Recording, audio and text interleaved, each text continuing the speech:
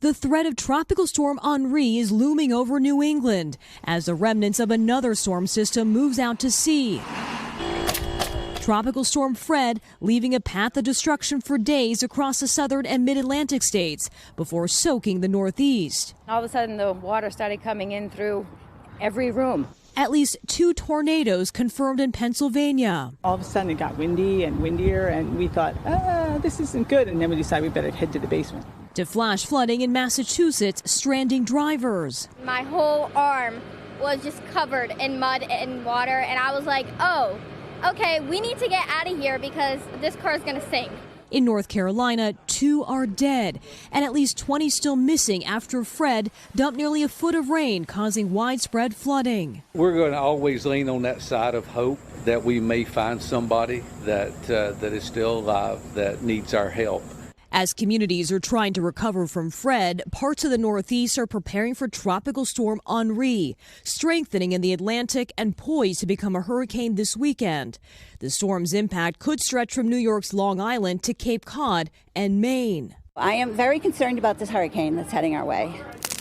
And more extreme weather out west, with at least 100 active fires burning across 13 states. Just outside Sacramento, the Cowder fire exploding 10 times its size in just 2 days and forcing tens of thousands to evacuate. Firefighters struggling to contain the flames. It's resilient. It's stubborn. It won't go away.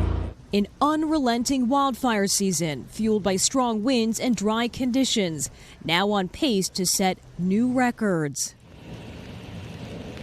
And while the path of Henri can shift in the next 2 days, folks are being urged, especially those living in coastal communities, they are being urged to prepare now for whatever the storm may bring. Savannah?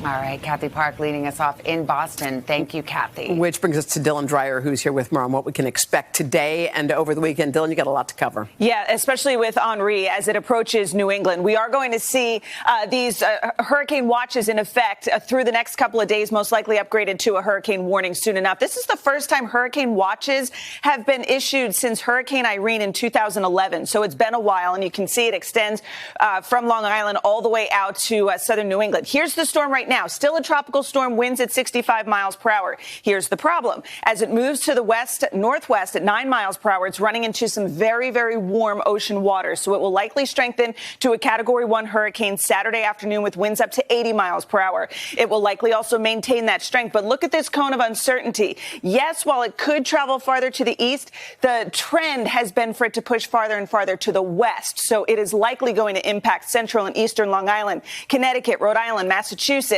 before it weakens to a tropical storm once it makes its way onshore on Monday. So we are likely going to see at least a 2 to 4 foot storm surge across Long Island, 1 to 3 foot storm surge down in New Jersey, and then southeastern Massachusetts will see that 3 to 5 foot storm surge. That's that push of water that comes on shore as that hurricane crosses over the ocean. As for rain, this will lead to some street flooding, urban flooding, also some stream and river flooding as well. We'll likely see a widespread 2 to 5 inches, but some areas could end up with as much as 8 inches of rain.